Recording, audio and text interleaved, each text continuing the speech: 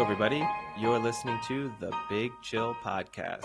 This is episode 517, World Cup Quarterfinal Preview.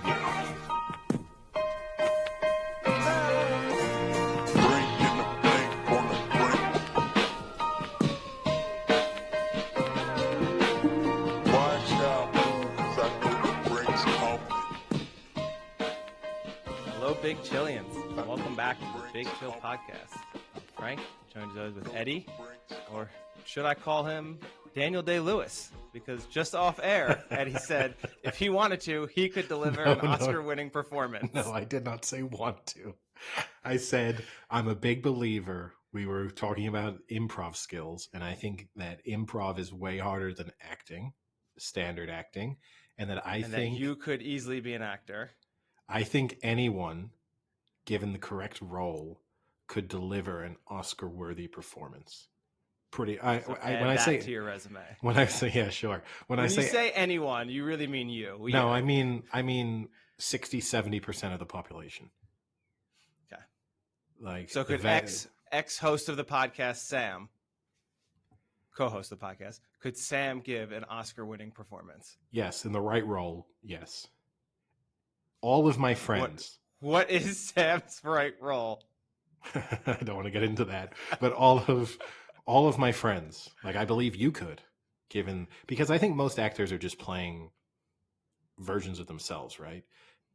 I think it's rare. Daniel Day-Lewis is an example of an actor who's more than that, but I think most people are just playing themselves, and they've just become comfortable enough with the concept of pretending. Like, it's just that. It's just not feeling, it's overcoming the challenge of feeling weird, pretending to do something. And I think with the right director, the right role, the right circumstances, I think you could get most people to feel somewhat comfortable doing that and have them look like an extremely good actor. But you in particular, you could definitely do it. I'm not saying I would be any better at it than, say, you or any of my friends, but I'm adamantly believe that all of us, now, I'm not saying that anyone should go out and cast us to be in movies. That isn't my point. I would love to be cast in a movie. Yeah, but like, if there was some role all of a sudden, I don't know. And I think there's plenty of examples of this, right? There's plenty of people who've never acted who then become great actors. There's plenty of people who aren't actors who get stuck into movies and deliver great performances. So I'm not talking completely out of nowhere in saying this. And again, there's still difference. There's skilled actors.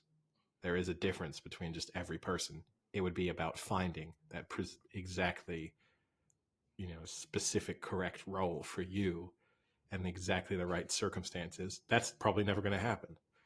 But anyway, it was mostly complimenting improvisation people, because I could not do improv.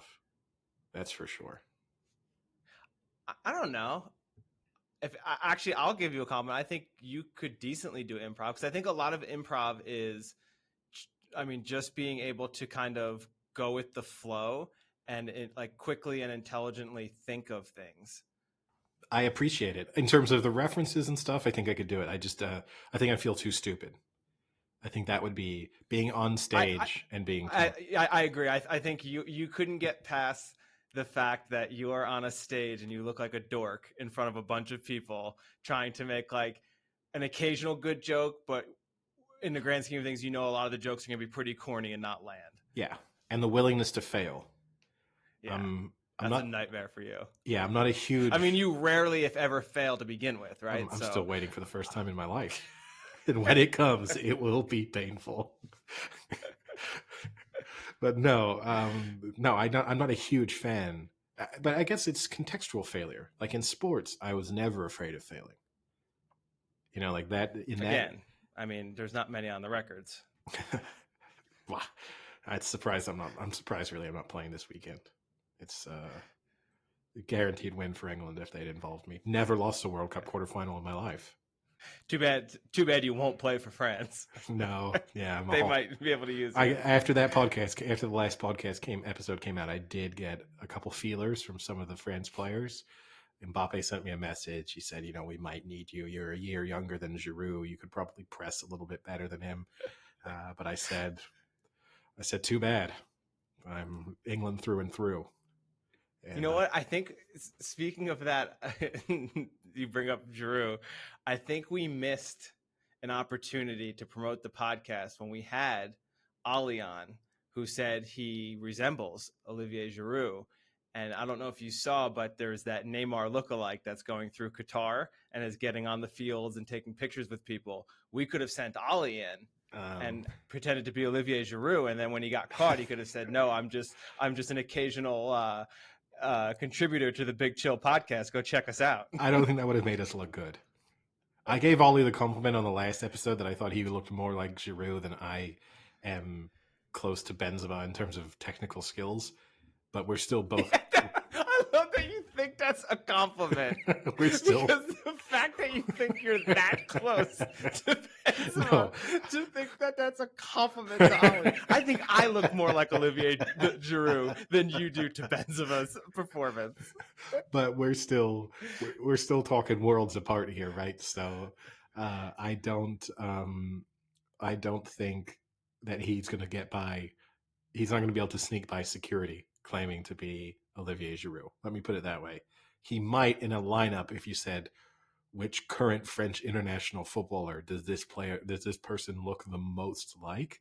He maybe gets the Olivier Giroud vote, but he's not, putting on a tracksuit and suddenly in the middle of the pitch. We're going to get a backlash from him for this, I know, but he's going to have to live with it. Well, maybe we can get him on again to defend himself. So we have normally started World Cup, but we kind of already teased the matchup, so we can get into a little more detail of your predictions for the upcoming matchup. So I wanted to switch it and start with the NFL, and I wanted to bring in one of our good friends, Bill Barnwell, who we like to debate the Bill Barnwellisms he likes to put out there on ESPN. And it's mostly, just so our listeners understand, it's mostly one concept that Bill Barnwell believes in, which is that there is no such thing as momentum in sports. And that gets both of us worked up. But I also think we do often talk about when he puts up a ridiculous list, we debate whether it makes sense or not. For sure, but it's that one fundamental principle, and it's that one kind of time where it's like, okay, you do statistics, but you've never really played sports. Because if you've ever played sports, momentum exists. Because you've either been a team suddenly feeling confident and that the tides has shifted, or you've been in the reverse and been a team that suddenly it's like, uh-oh, we're on the back foot and this is slipping away from us. And anyone who's played sport to pretty much any level will have... Or anyone who's watched a high school football game. No, but as a viewer, I can understand you can dismiss it because from a statistical basis, that's what you can do. But if you've been there, if you've played, you've experienced either one of those things. It's impossible to say no such thing as momentum. And we're going to see momentum this weekend in World Cup matches, for example. So, Bill Barnwell put out an article ranking the 2020 NFL draft QBs: Burrow, Tua, Herbert, and Hurts. And they were drafted with Burrow being drafted first, and then Tua the number 5 pick, and then Herbert the number 6 pick, and then Jalen Hurts was the 53rd pick. Now, if you were to redraft them, how would you draft them? So this is how he redrafted it. No, just for context. Can I go first? Because I think it's... Yeah. I'd probably take Tua first. Joe Burrow second. So wait, you're going to take Tua first, the guy who last podcast episode you said is the most replaceable QB in the playoffs. I said out of a contender this year, and I actually framed that as being a compliment to the Dolphins that they could withstand losing their quarterback. Yes. 0-3 without him, but still, continue. I'm taking Tua first, yeah. I'm taking Joe Burrow second. And wait, who's Herbert is the fourth, right? Herbert and Hurts. It's close between them. I think, honestly, at this point, I take Hurts and then Herbert. Okay. So he went Burrow first, Hurts second, Tua third, and Herbert fourth. I would slightly disagree. I would probably go Herbert first. That's insane. That's insane. Well, I don't. I can defend it because I don't think it's insane.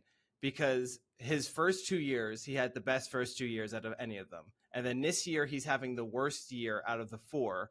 But he's lost his starting O tackle and his starting center, who are both Pro Bowlers. So he has no one on the line, and he's lost at times both his receivers. I So don't he literally has no one to throw to and no one to block to. see. I don't No like he had the best first 2 years because Joe Burrow had a catastrophic injury. Tua came into the league with a catastrophic injury. So, you're picking and choosing the context there of like when sort of other issues matter. The reality is, by the end of this season, all of them, bar Justin Herbert, will have won a playoff game.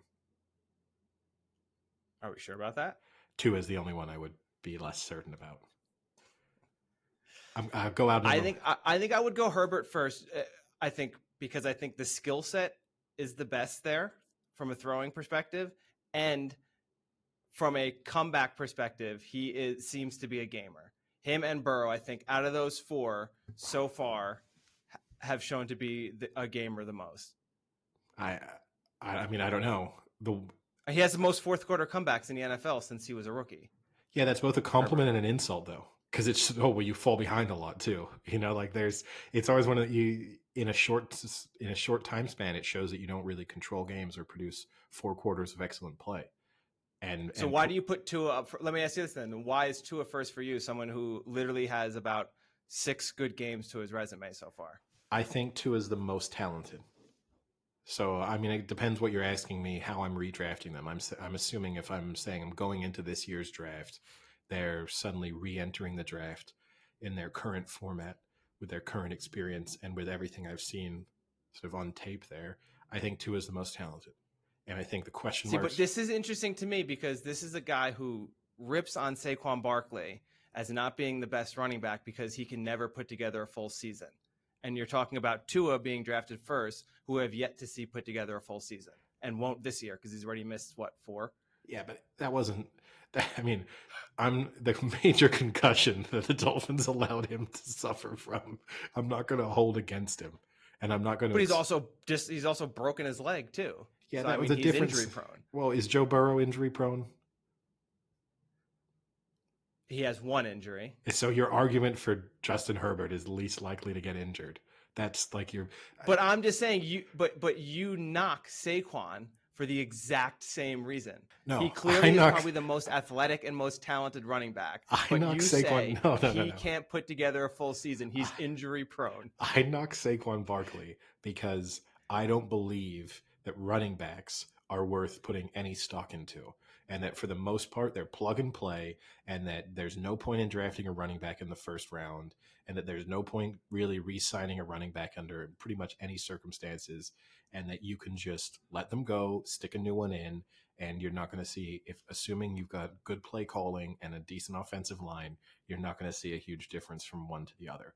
And I think the last 10 years of the NFL have pretty much shown that to be correct. Because you are stretching what you say. No, that is what I say. I'm just saying, my knock on Saquon Barkley was a wasted pick. That's my criticism of the Saquon, because there's no point taking a running back that high up the draft.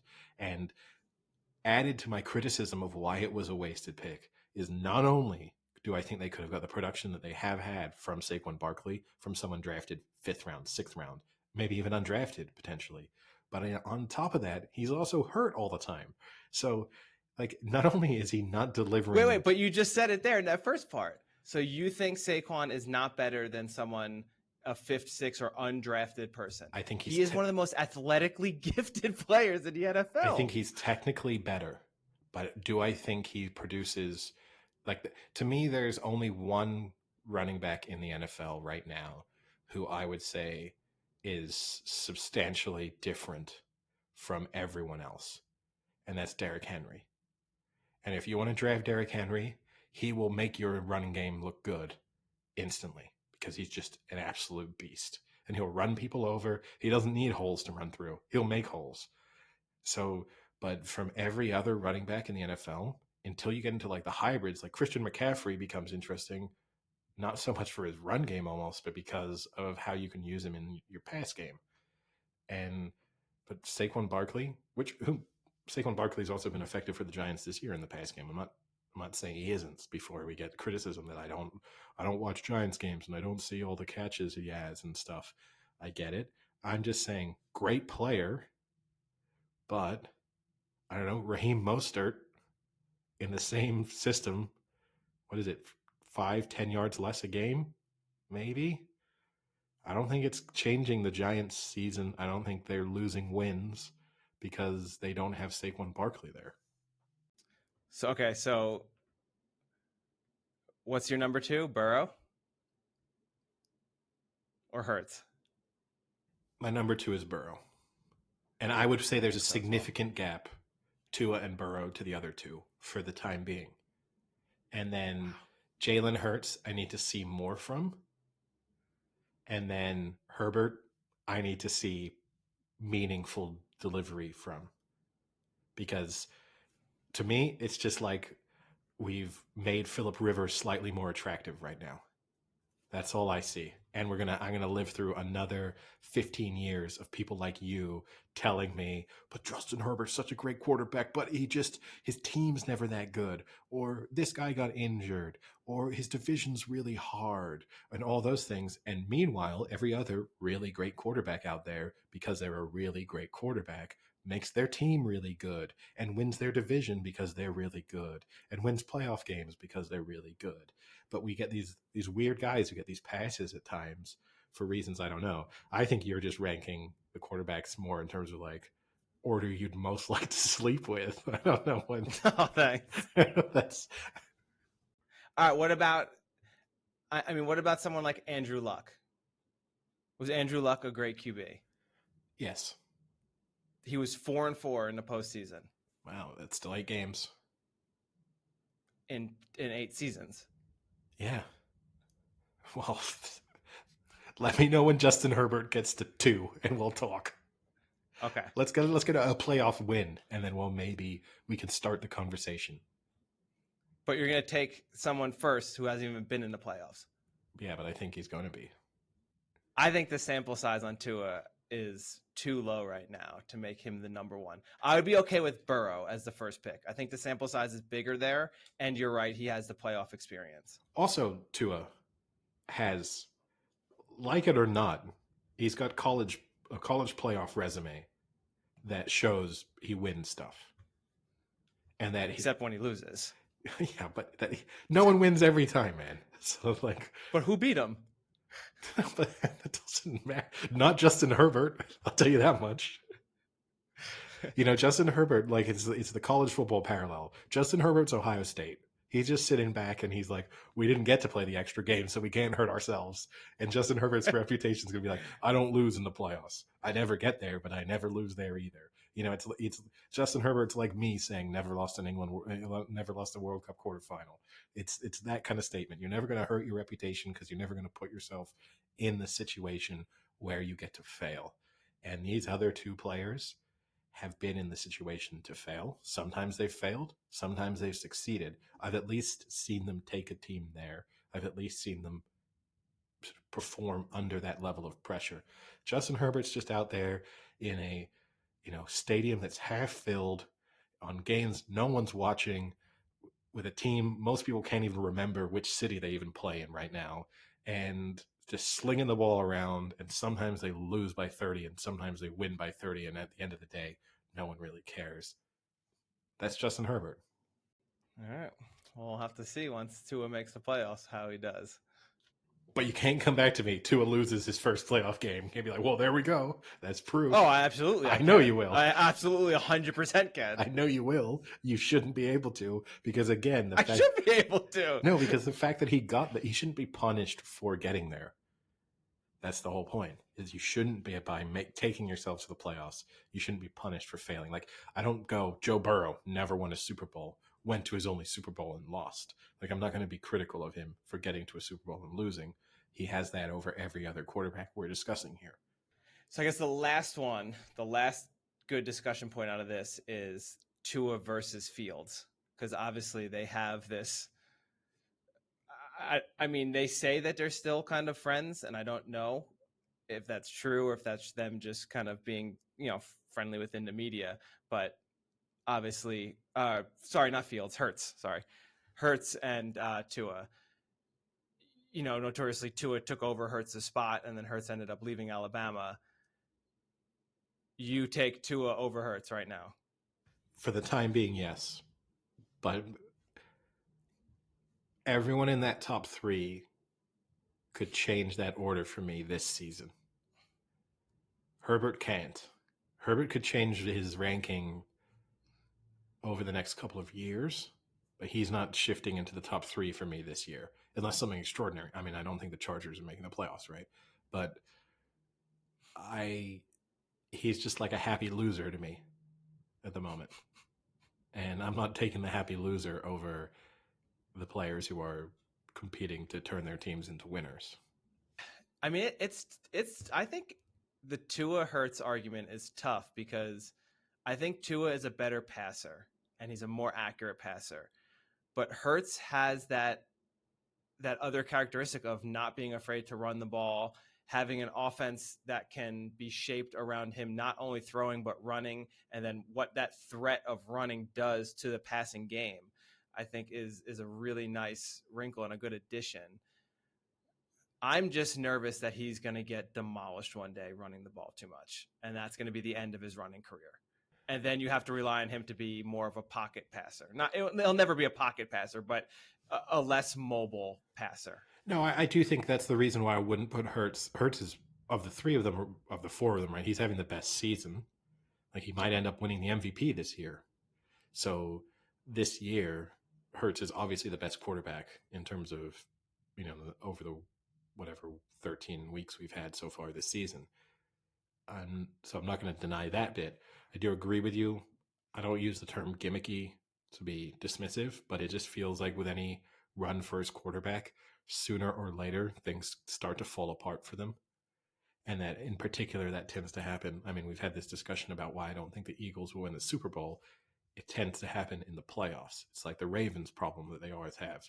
They can have these unstoppable offenses, and then you get to a playoff game and teams play a bit differently, and you're up against great defenses, and they can take away, they can't completely take it away, but they can turn Lamar Jackson from 120-yard a game, rushing yards a game, to suddenly 60, and it's like, well, now you're a completely different looking offense.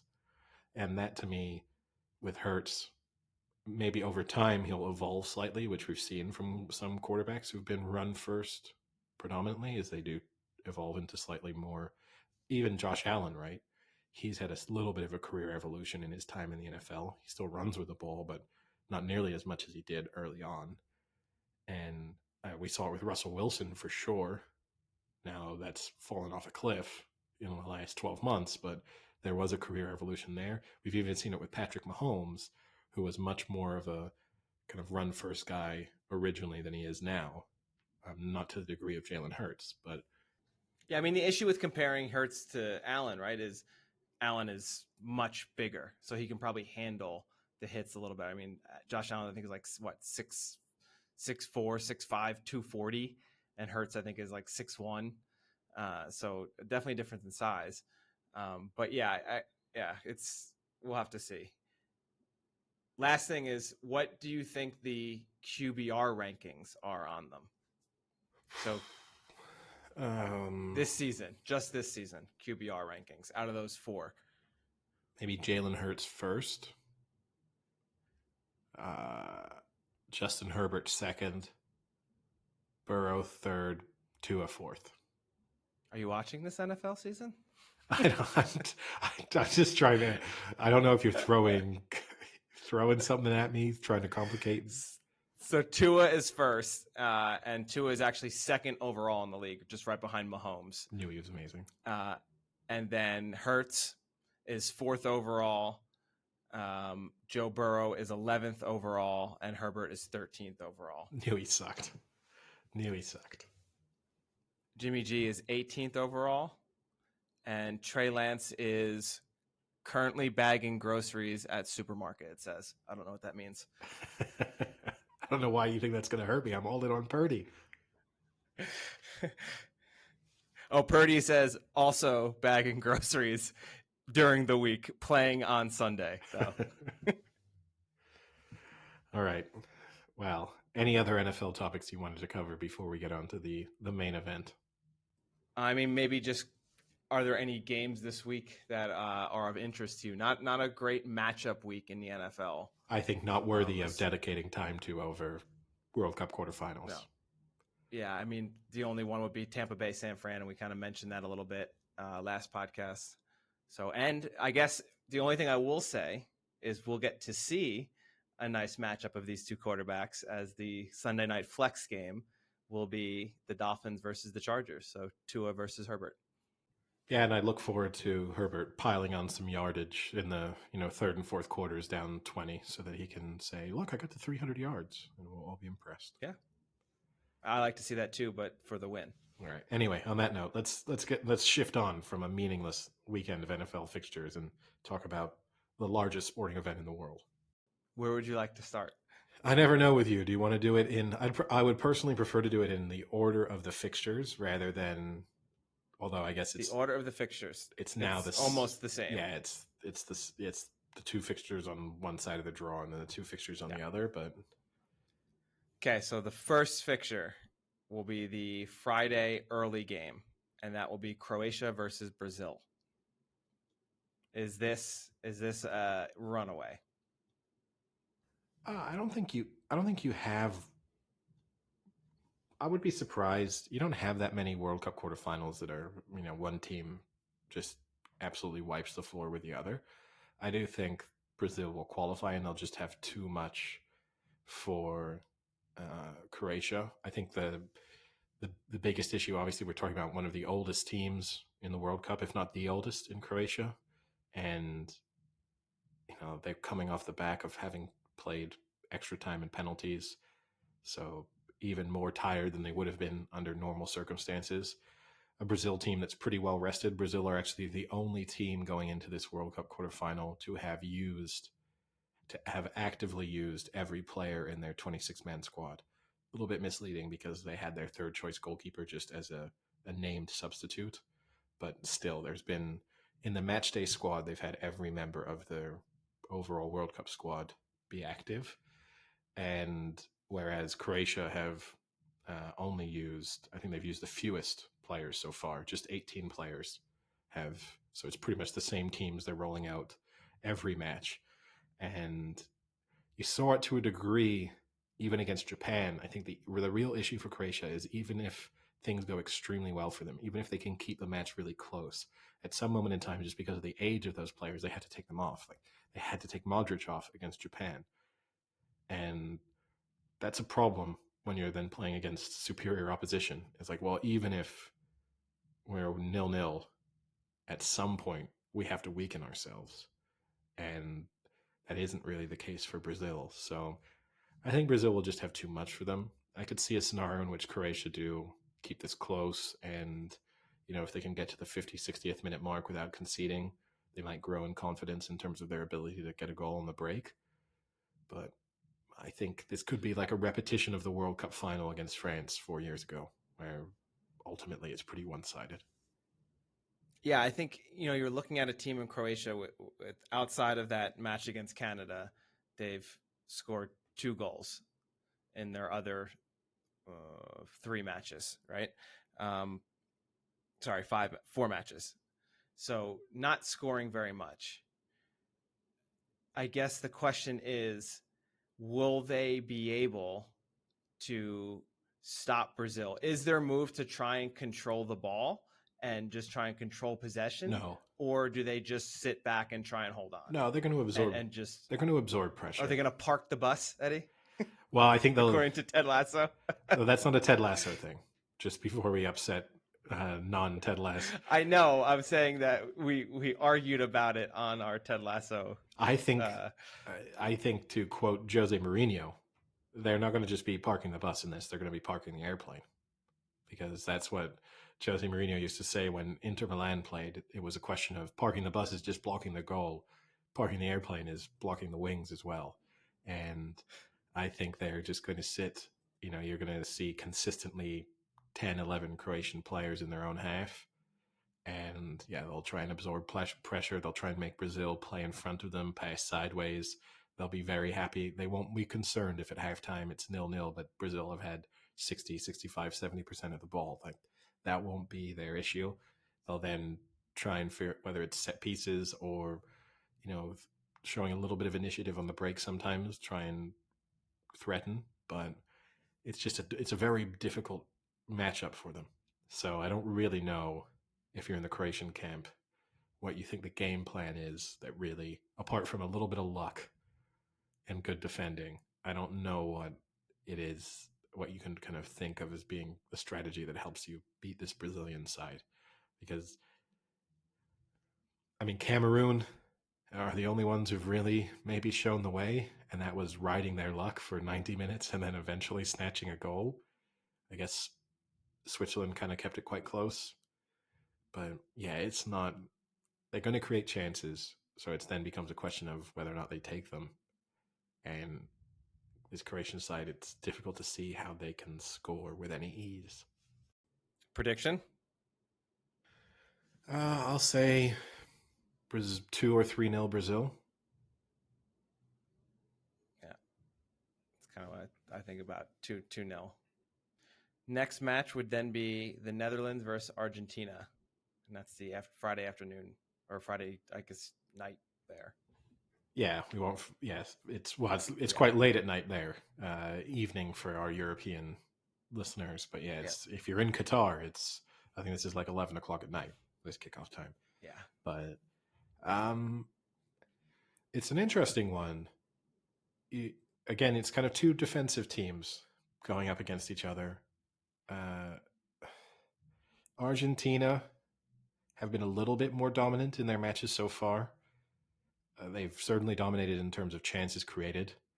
When we've gone through like the XG comparisons, they've also had 58 attempts on goal. Their opponents have only had 16 attempts. The Netherlands 51 attempts on goal, but have had 35 against them. So in both of them being a bit more defensive minded, the Netherlands have probably allowed the opposition to create a bit more than Argentina have. At the same time, the Dutch have actually scored more goals than Argentina have so far in this competition. So this is basically like, how much magic do you think Lionel Messi has left in him, in a way? Because I think overall the Dutch are probably the better team. But you've got Messi. And so far he's been pretty good this World Cup. I think I'm going to 3 goals. Yeah. Yeah, I think I'm going to give Argentina in what is, I think, will be a pretty boring match, a tense match, like boring from a chances created, free flowing football. I think it will be interesting because it will be tight. I think Argentina will just slightly edge it, but that's maybe me giving Messi too much credit in an Argentina team that hasn't actually shown that much so far in this World Cup.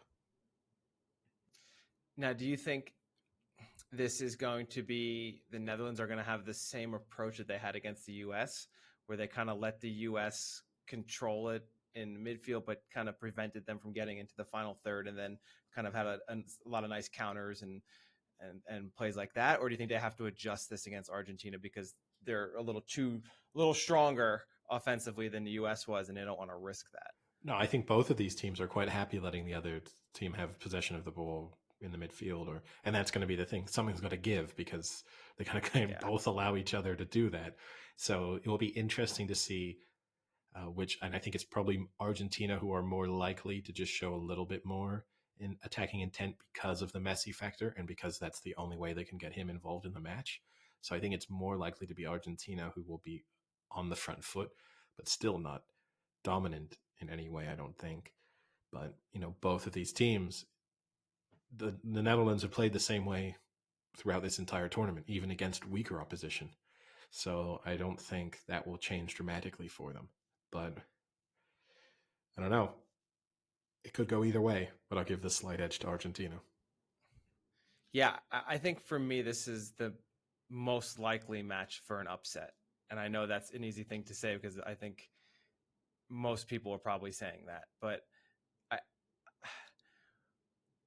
I think the Netherlands will win. And I'm not saying this based off of the fact of how they played against the US and that what you're hearing a lot of people over here in the States saying that like Netherlands is great, they were such a good team, like this is a team that can win it all and blah blah blah, and oh, we just lost to what could be the best team. And I don't think I'm not saying that because that's not what I think, but watching their all of their matches together, I think they're a little more complete team than Argentina that seems to still kind of rely on Messi a little bit.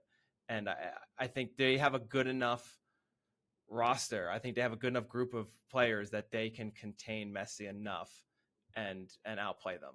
Look, any team with Messi is going to rely on Messi. He's maybe the great. No, I know. No, I know, but You're sometimes teams, right. it's like it's. I don't want to be critical of France when I say France are heavily reliant on Mbappe.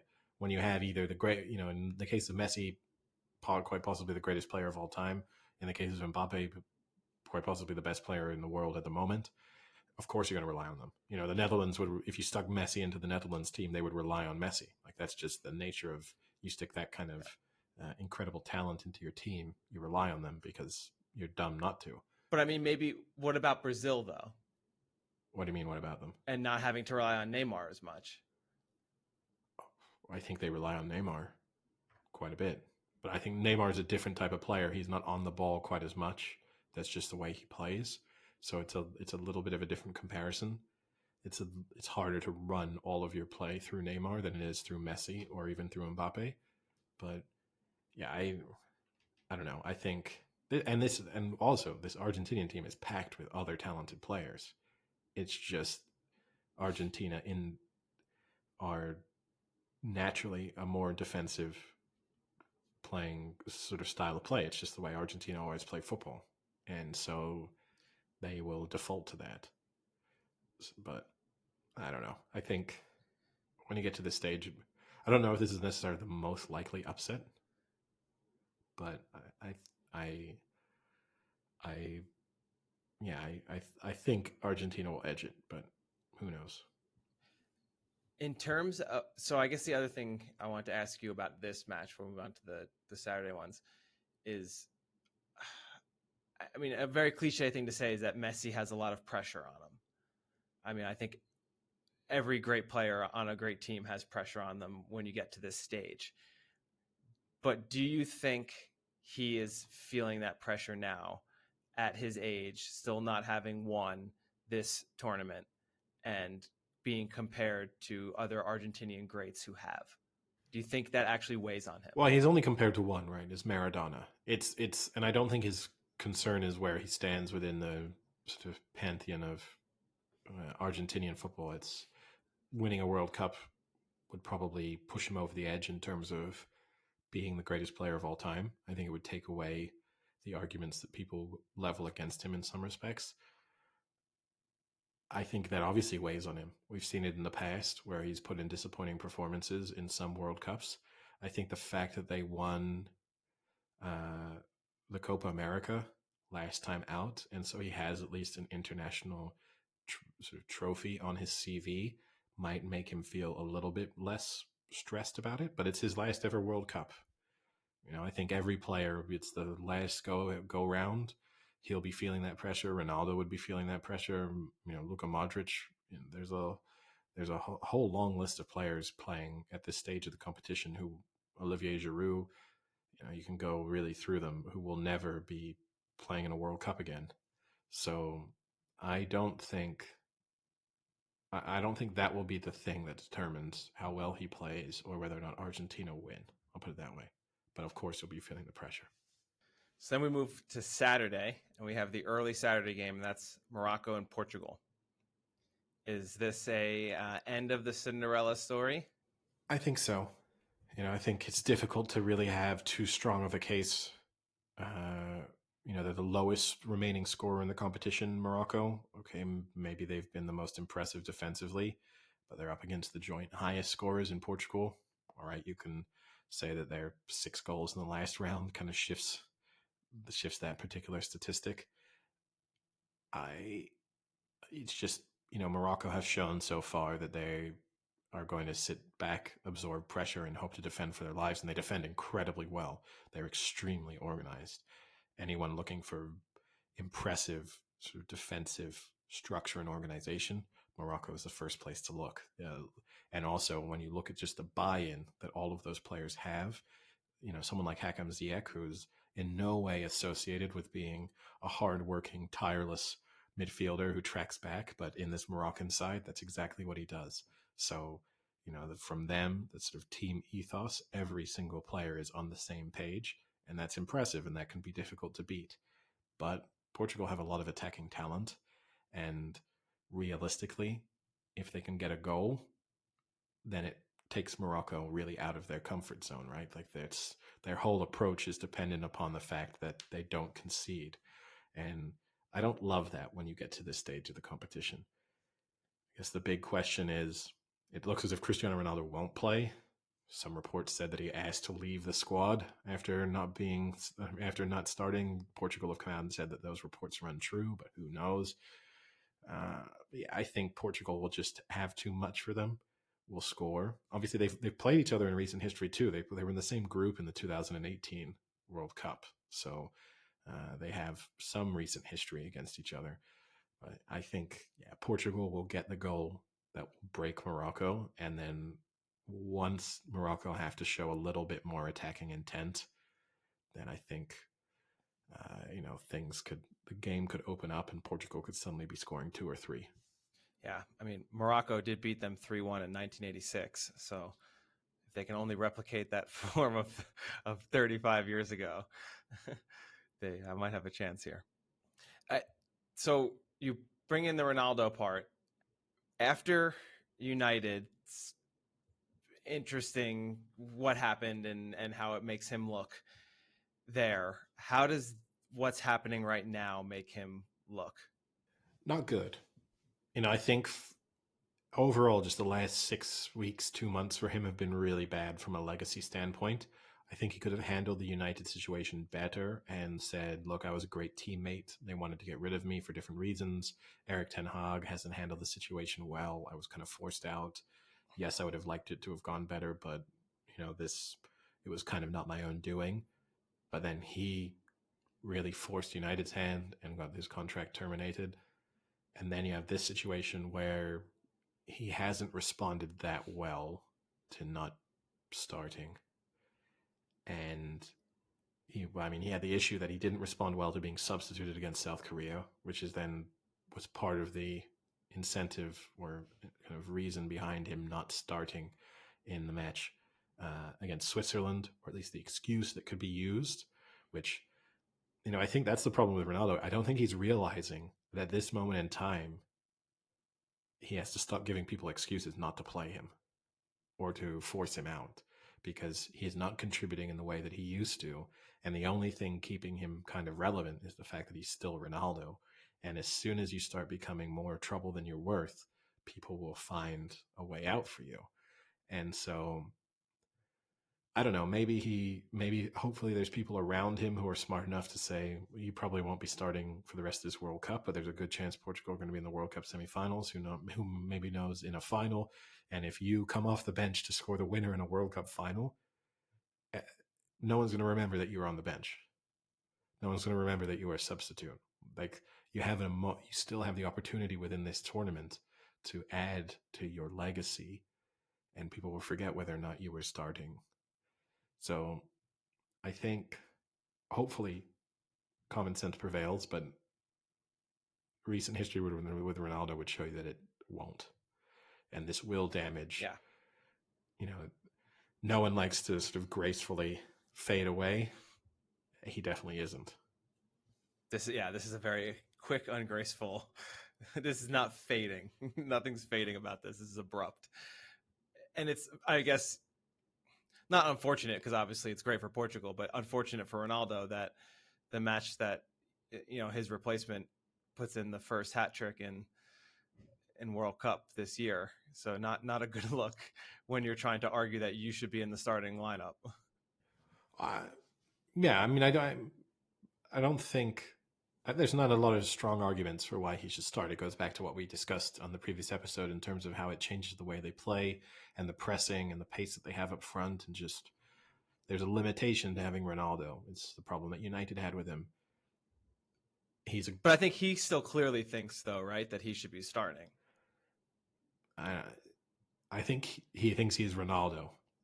And I think that's, in the same way that I think if you stuck Michael Jordan on an NBA team tomorrow, he probably thinks he should be starting. Like there's part of the thing that makes you that great of a player is that mindset, and that's not going to change. Now, maybe it takes more skilled managers to handle that. That might be the real thing, and that's not to take the blame away from Ronaldo, but you might need a particular set of man management skills here that neither the Portuguese manager or the Manchester United managers who have had him have had recently. And that might be the bigger problem here, is that he needs to find someone who either he respects enough or who has those abilities to deliver the message in the right way, where he starts to understand you still have an important role, but it's maybe not the role that you're imagining. And, because he could be the difference maker for Portugal, because they're going to be in a tight game at some point in the remainder of this tournament. And the idea of Cristiano Ronaldo coming off the bench is going to worry, Yeah. everyone. Even if it's not Cristiano Ronaldo of 10 years ago, it's still going to be, you're going to be watching him, standing on the touchline with his number going up on the substitutes board and think, oh, wow, Cristiano Ronaldo's coming on. Like that's a little bit different to, oh, wow, I don't know, whoever name any other player on any other team being subbed on. It's not quite the same impact. So he still has a role to play. Hopefully, he doesn't do so much damage that he can't even deliver on that. Yeah, and you're right, because that is the shame. He would be, you know, a prime super sub if he can wrap his head around the fact that he can make a great contribution and be a great super sub. But part of me wonders if he's put in that role, if he's going to go out there like all pissy, and whether it will affect his performance. Like just the attitude on the bench when you watch, it's sad to watch this, his general demeanor. Yeah, but he's always been like that, and that was part of the I challenge. know, That was but part of the challenge when he was young. And Ferguson was one of the few managers who really got through to him and managed to rein in some of that more petulant, childish behavior, which limited him when he was a young player. I think a lot of people, either because they're too young to remember Ronaldo's early years at United, or because of everything that he's gone on to achieve, they've kind of forgotten them. But he didn't exactly hit the ground running at United. He was this player they signed from Portugal who came in and was, great at doing step overs and kind of did all these somewhat meaningless tricks, and there was occasionally no end product, and he just looked like, you know, super flash, but no, as if there was nothing to show for it. And the senior United players there, who he really respected, and Alex Ferguson were able to sort of mold him into something you say better. schmold him. I was going to say shape him, but I shifted to mold. They were able to schmolder him. They were able to mold him into the thing he eventually became, but under other circumstances he would have not developed into the greatest player of his generation, or one of the, I guess, alongside Messi. And then the last match on Saturday is the last quarterfinal, and I think the most exciting of the quarterfinals, even without a bias, and that is England versus France. And this is a pretty tight matchup in terms of betting perspective, where France are the slight favorite. My mind. I think strange for me. I think it's so they haven't played each other since 2017, which I thought to be pretty strange. I mean, I like I haven't remembered them playing against each other in a while, but it's kind of strange that in all these formats you have between World Cup, Euros, Nations League, UEFA Nations League, and friendlies, it's been almost 6 years that they've matched up against each other. Yeah, that was obviously a weird fixture. That was right after the terrorist attack in Paris that they played each other, so it was sort of played under unusual circumstances. But no, I mean they haven't played each other much in major tournament history at all. So there's that element to throw in. I mean, my only real memory of them playing each other in a competitive fixture is from 2004 when they played each other in the Euro group stages. England took a lead, and then Zinedine Zidane scored 2 goals in injury time to win it for France. So that kind of sticks out for me. Aside from that, I mean, they've only played each other once before. If you want to get super, like, you want to be super superstitious, you want to say what signs are the gods delivering in terms of what this means for England. They've only played each other once before in a World Cup, and that was in 1966, and that's the only time England have won the World Cup. So, our Oh wow, that's. I mean, if that doesn't sell you, what will? yeah, I mean, England won 2-0 on that occasion. So if you think that, history is repeating itself, if you give any kind of, weight to that kind of record, then maybe that's a positive sign for England. France are rightfully the favorites. They're reigning World Cup champions. They are not the same side that they were 4 years ago. They're missing Kante is huge for them, and missing Pogba, it's easy to not think of Pogba as being a significant miss because he was so bad for United, but he has been good for France throughout that period. And Kante and Pogba next to each other were probably the best central midfield pairing in international football. So to be missing both of those players is huge. And especially Kante, because just the hard work that he puts in, it's like having an extra central midfielder. The distance he covers, the defensive work he puts in.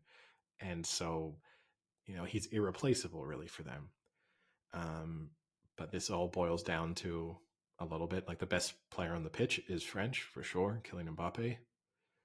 Can England stop him? Can they stop him enough? Maybe they might. Maybe he'll score and England still win. There's no. Sometimes people are talking about this as if it's like a binary outcome. Like if Kylian Mbappe scores, England definitely lose. That doesn't have to be the case.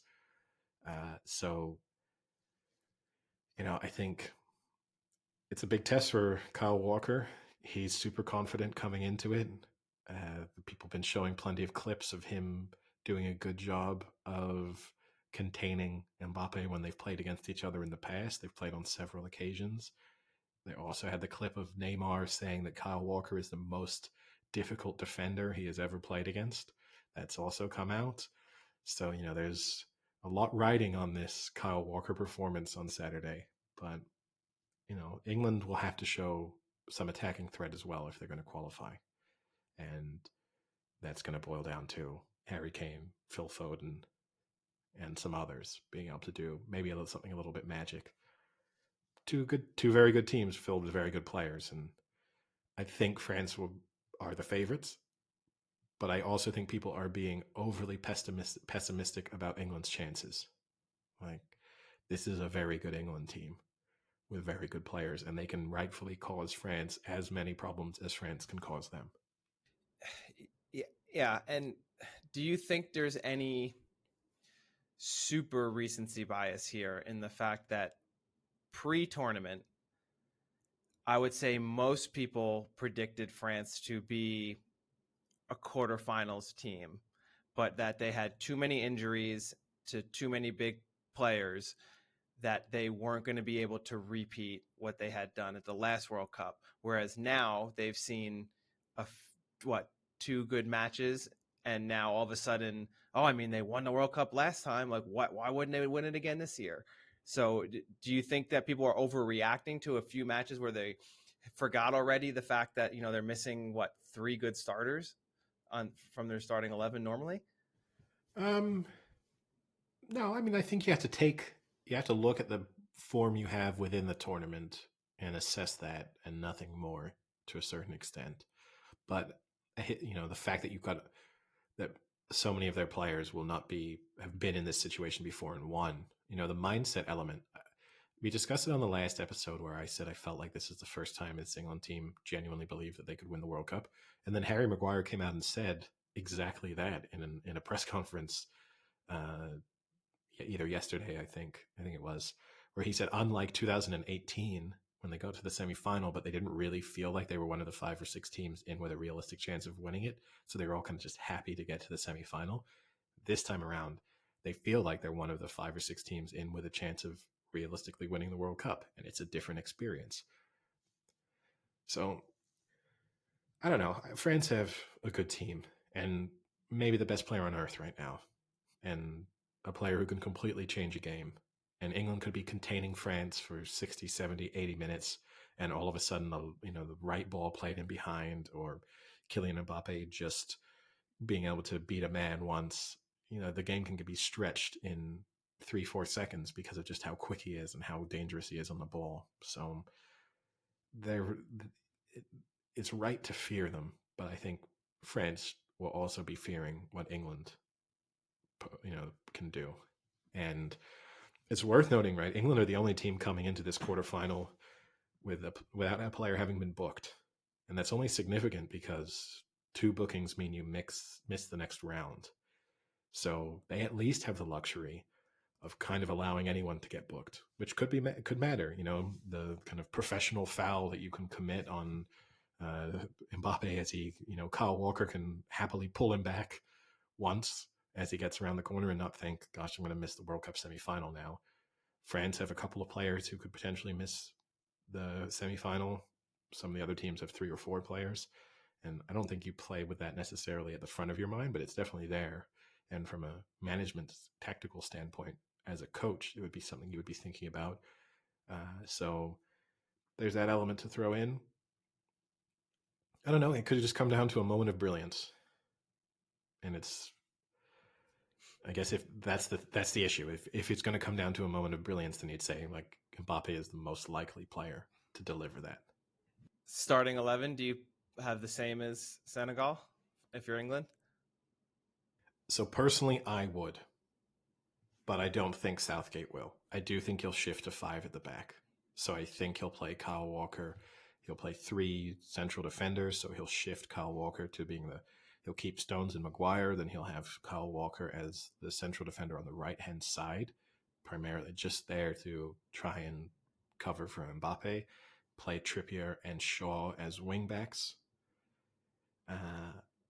And then the player that has to kind of give way, then it's the attacking midfield. Henderson? No, I think he'll keep Henderson because he'll want Henderson for the experience, and I think Henderson gives the ball away for a lot for England, but he does take up very good positions. Especially in this World Cup, I think it's been impressive with some of the positions he's taken up. Even when England have been going forward, he's tended to then just immediately give the ball away or do something stupid, but he does. I think it will be Henderson and Bellingham next to each other in central midfield, Foden on the left, Saka on the right, Kane up front. And my fear there is they're taking away Declan Rice. Possibly, yeah. That's tough. It's tough, yeah. It's tough. I would like it if they played the same formation and had confidence, because I think the best way to beat France is going to be to cause them troubles, and I think the more likely way to do that is with England with 4 at the back. And I also think if England go out having shifted to 5 at the back just to deal with France, it's like a negative look. I think it's sending the wrong look to some of your players, in that we don't think the way we play can beat them. We've got to really adapt to them. And then also, I think it's the thing that could conceivably cost Southgate his job. Is they lose this quarterfinal and everyone says, "Why did you change? Like, you had a winning formula. Why did you shift to 5 at the back all of a sudden?" Maybe he'll surprise me. You never know. I hope if they just had exactly the same team out there that played against Senegal, I'd be fine with that. And then obviously, I guess you'll have Sterling on the bench for this one, which you didn't have. He's now back in the squad after his family were robbed, and he missed the last match going back to England to deal with that. So he's back. So I guess Sterling on the bench. I don't think he'll play. And I guess the other thing he might do if he switches to 5 at the back, he might play Rashford then instead of Saka, because he might want more of a goal scoring threat from those players. And he might even think that you can then shift to almost a 4-4-2 in attack. And so like 5-4-1 when you're defending, and 4-4-2 when you're attacking. If you see what I mean, you push the fullbacks up as into midfield. Sorry, there's three. Yeah. Anyway, but I would be interested to see what he does. Yeah, it's so I guess if you're saying he's going to be going to that more defensive formation, your prediction then would be a low scoring match. Not necessarily. I don't think that will necessarily. I think there'll be 3 or 4 goals. And it won't necessarily work, I guess, but I mean, if he's putting out that formation, is his goal then England win 1-0, 2-1? Oh, Is that what he's shooting for? That's always his goal.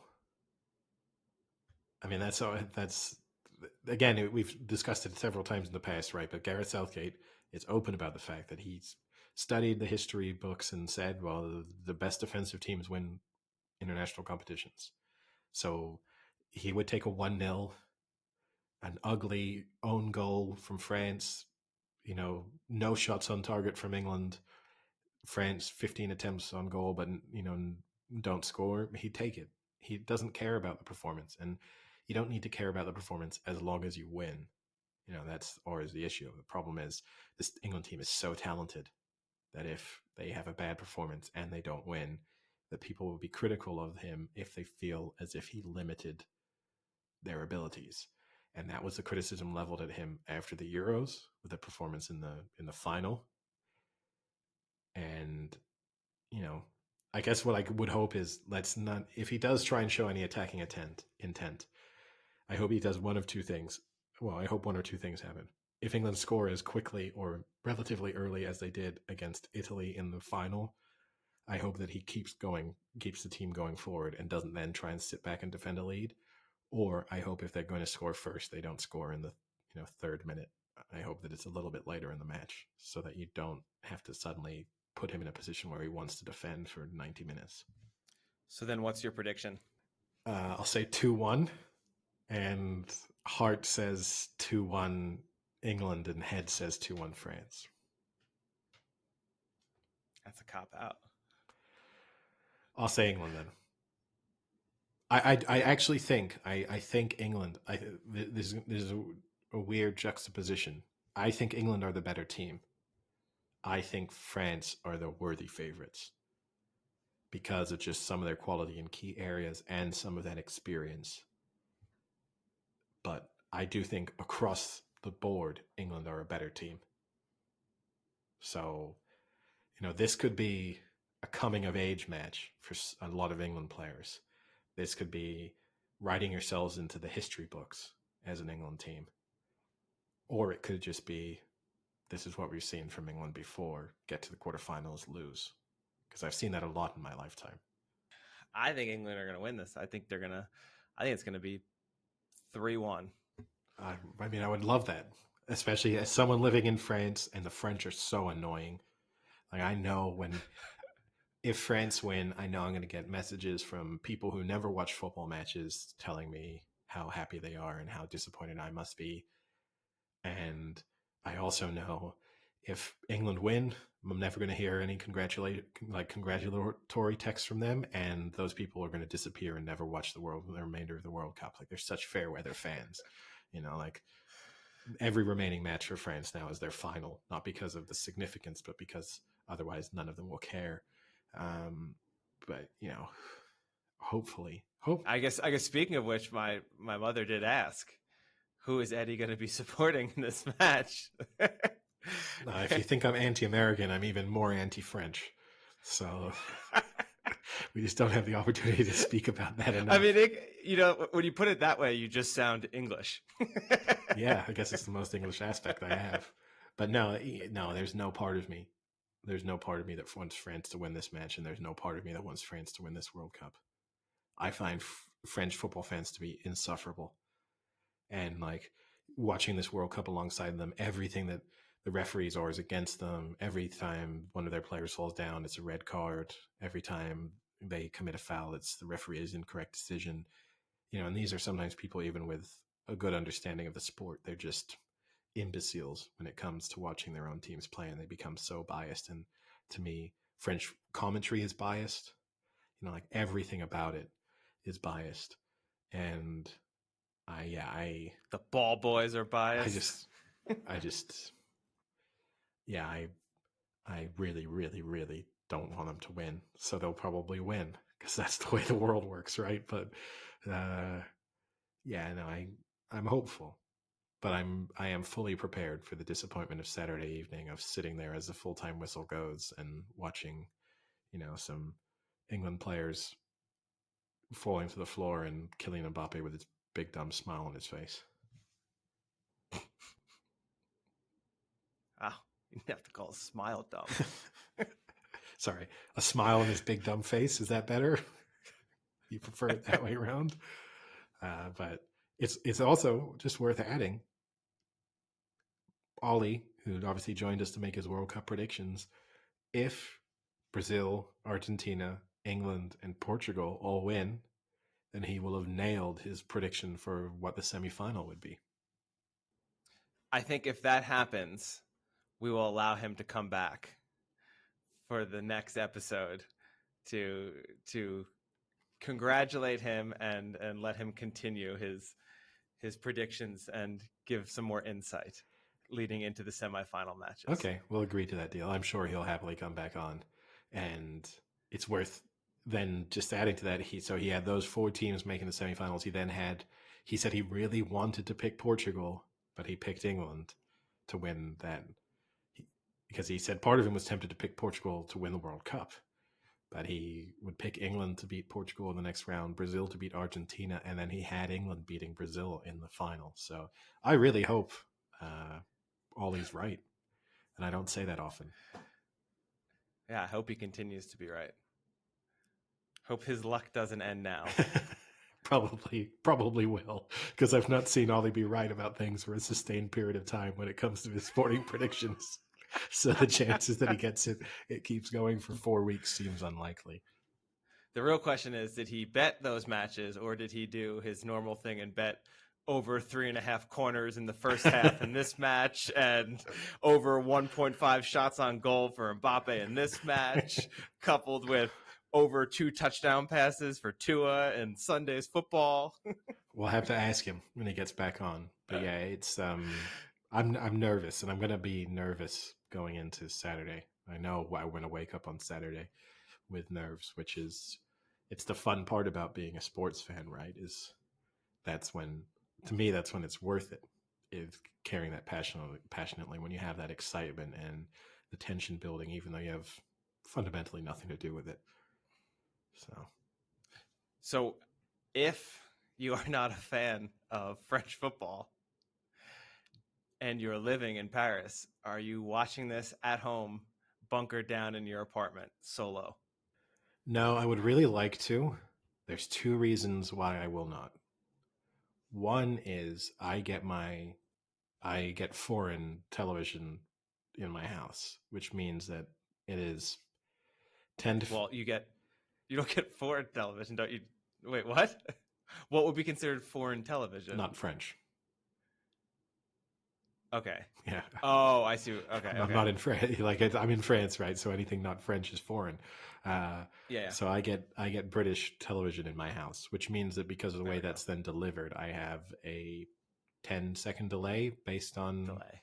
like the direct French streams, which means that everyone else in my building, I would hear the goals before they go in, and that's not tolerable for like an England France match because I'll just know the writing's on the wall.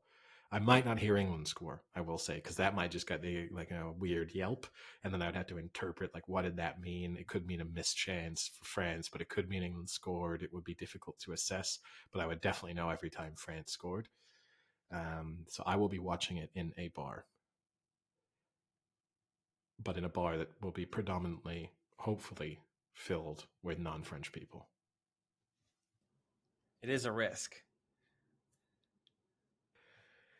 It, There will certainly be French people there. There will be, but there'll be the ones who've openly chosen to be surrounded by non-French people, so they might not be quite as annoying. The good thing about the French, either way, win or lose, as soon as the match is over, you're in a bar, they're gone. Like, they do not hang around. So that's my other criticism of them is like you'll be in a packed bar. For starters, they barely drink during a match. At most you might get a pint, a half out of them, but a lot of them will turn up for a huge match, have a Coke, sip on that Coke for 90 minutes. Like they got no, which I'm not being critical of someone for not drinking. I just don't know why you go to a packed bar to sip a Coke and be standing. And it's not like there's some They incredible. want the atmosphere. It's rarely an incredible atmosphere. It's more just annoying. You just stand. You're like shoulder to shoulder, people kind of standing there, and then literally full time whistle goes, coats on, drinks down, out the door. That's they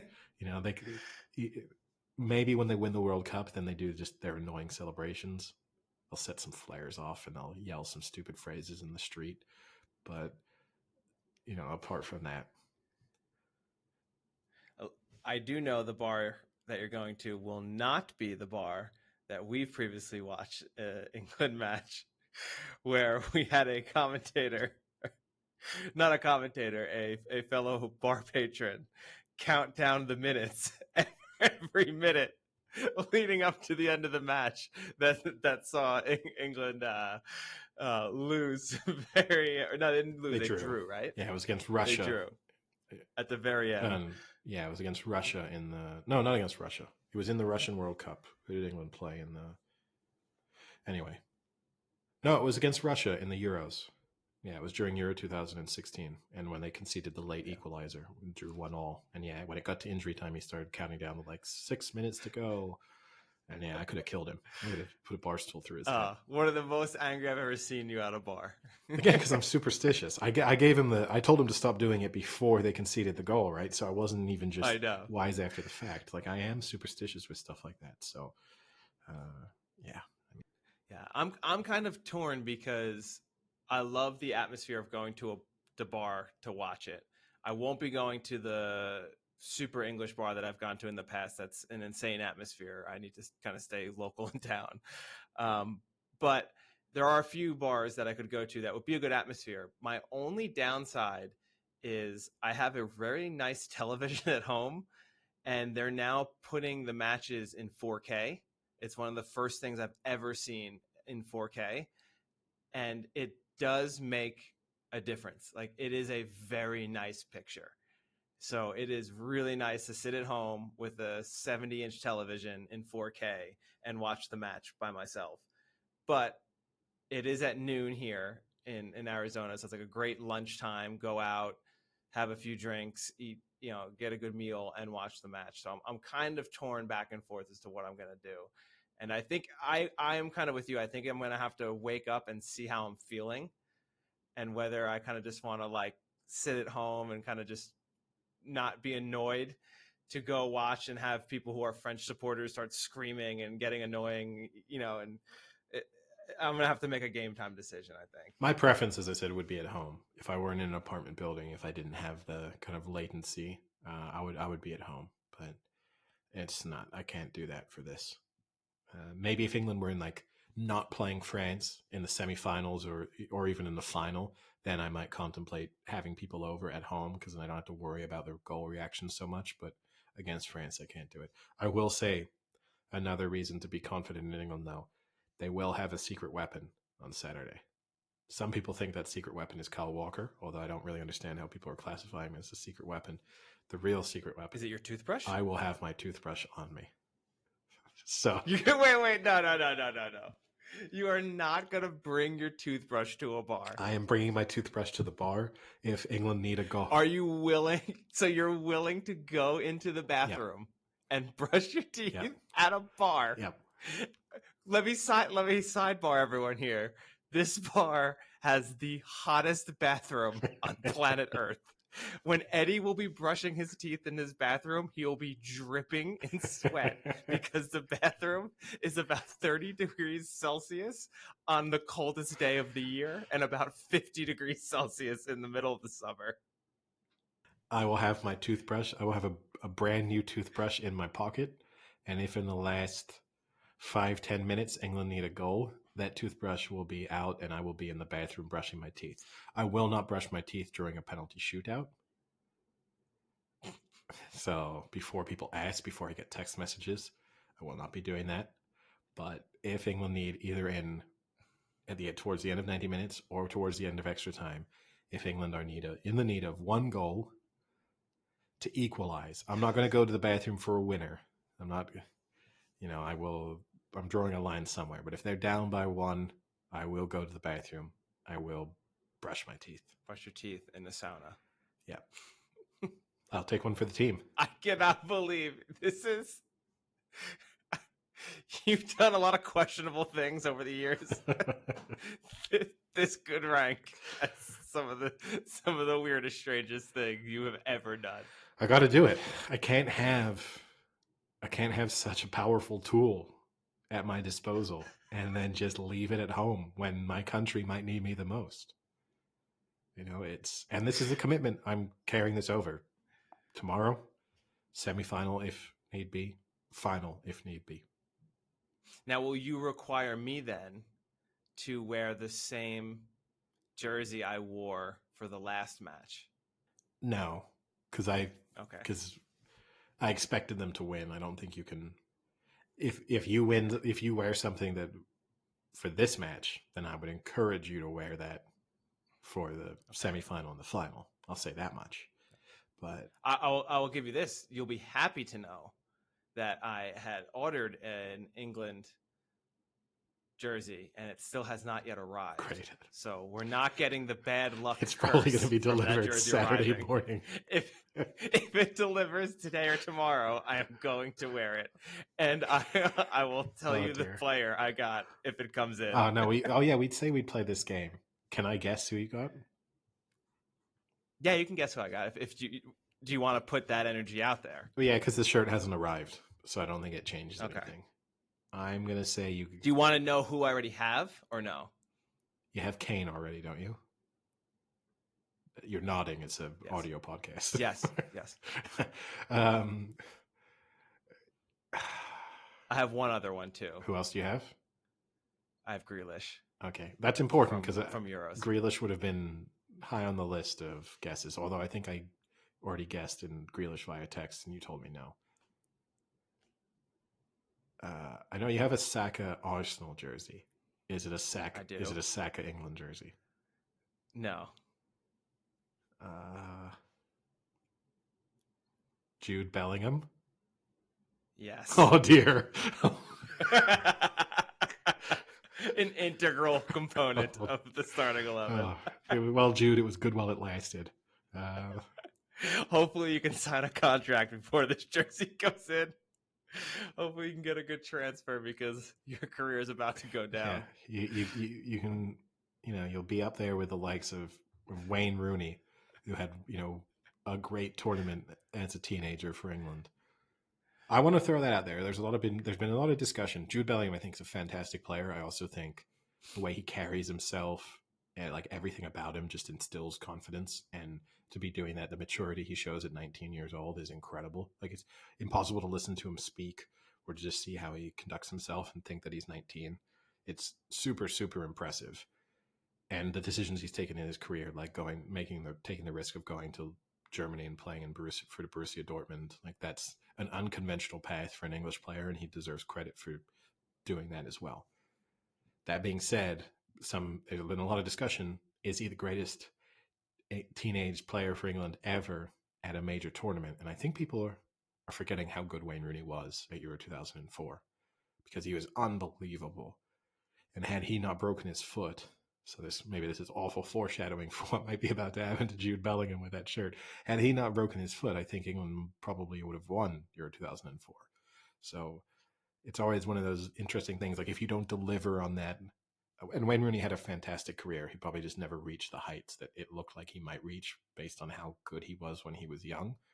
But it's a little bit disrespectful from people to just not even remember.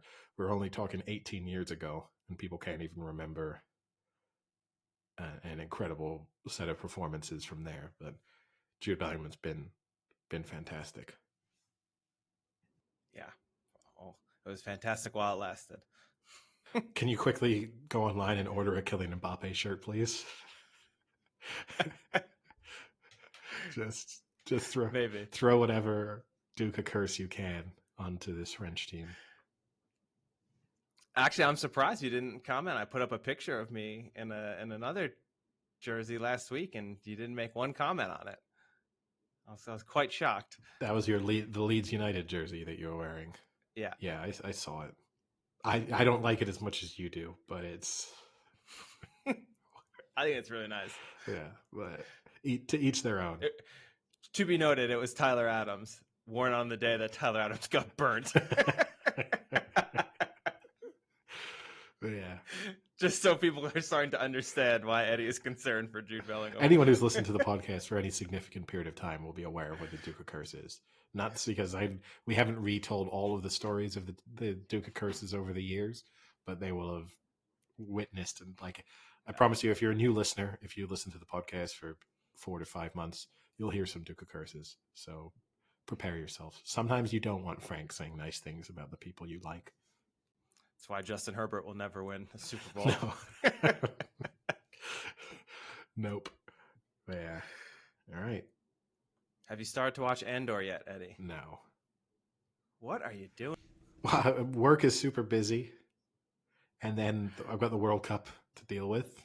So, most of my TV, honestly, this is the first week because obviously there have been nights off. But up until yesterday and today, I've been watching the World Cup every night. So I know for you, it's a little bit different because it's during the day. So you then go home and then you have an evening free. Like for me, every single evening until 10 o'clock at night, I've had World Cup. Don't fucking gaslight me. How is that gaslighting you? That is your reality. That's 100% your reality.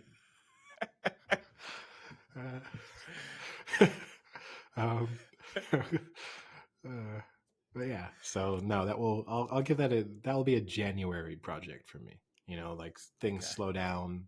Then we got the NFL playoffs, but things slow down, and I mean, you'll have plenty of time before season 2 comes out. So, and then this Sunday is the finale of White Lotus. Not been watching that at all. It's the White Lotus. I don't know. Doesn't interest me in any way. People like, I don't know. Yeah, I just enjoy because I enjoy TV shows where it's pretty dialogue heavy. I kind of like that, just the way characters interact with each other and discuss, and so I can enjoy it that way. But people blow it very much out of proportion with their like crazy theories and all these, like what's connected to this and to that, and I don't know. People take it for a little more, I think, than it's worth. Yep. But a good show. No, I mean, all the reviews are good. It's just not my type of TV show. I'm not knocking it. It's just Yeah, this is not a show you can watch in YouTube clips. You would not get any satisfaction out of watching a clip of it. That's where you're wrong. You're not a YouTube clip guy. You don't understand how it works. You want to talk about dialogue-heavy shows. I've been rewatching tons of YouTube clips of The West Wing.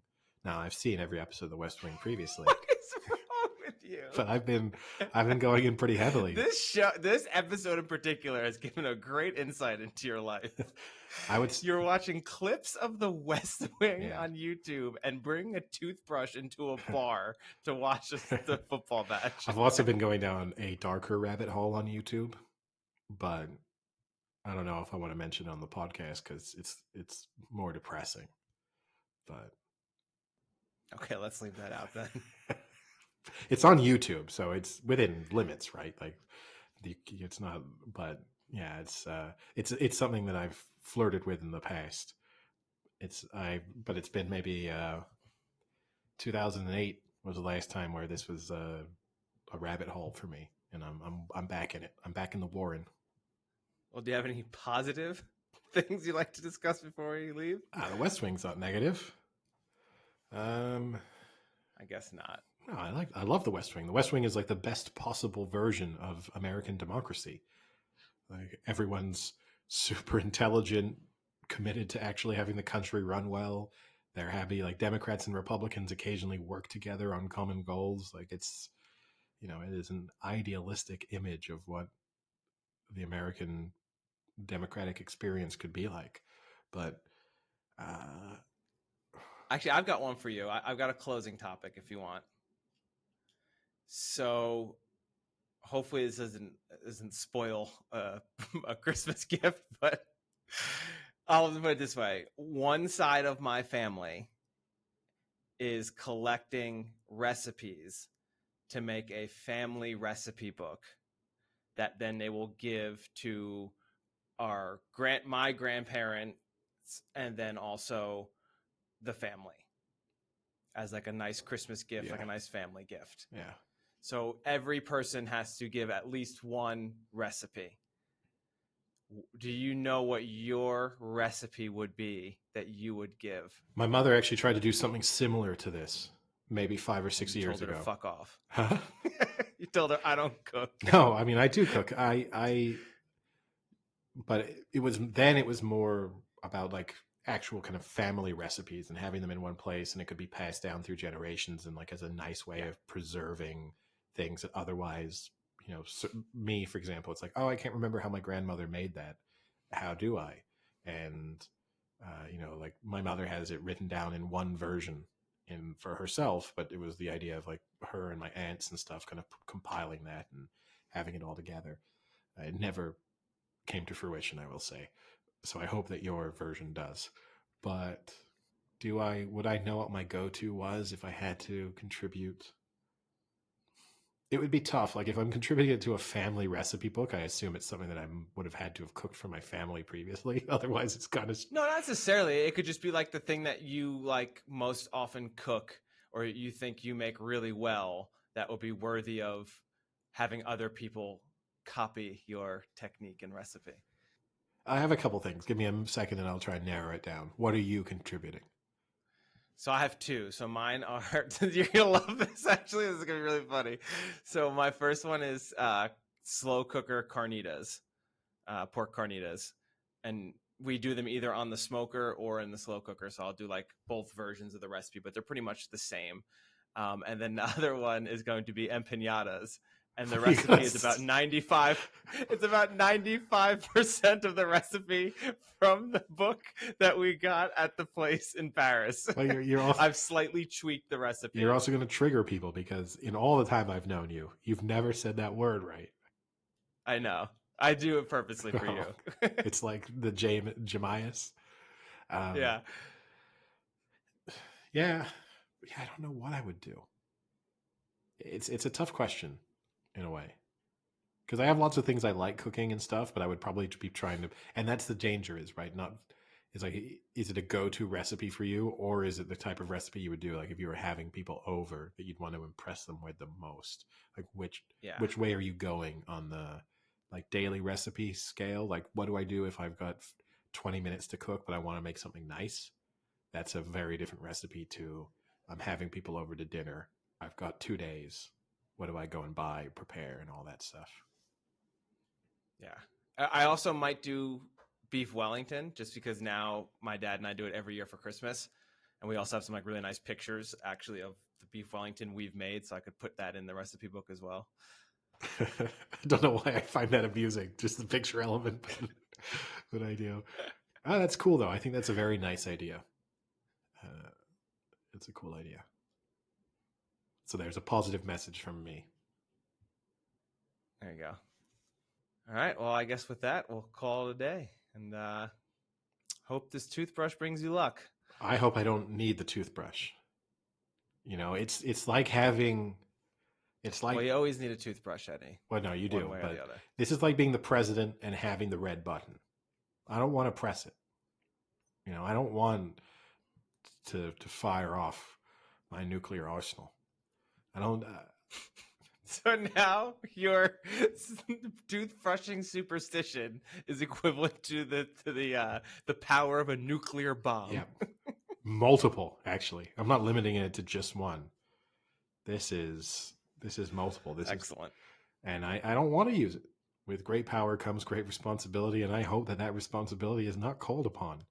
I hope England are 3-0 up, and I toss that toothbrush right in the trash. But all right, Peter Parker. Yeah. I guess I'll talk to you later. Although that's a risk. I will not toss it in the trash because then if they blow the lead, I'd have to be taking it out of the trash to then brush my teeth with, and I probably would sink that low. So, yeah. Cheerio. So.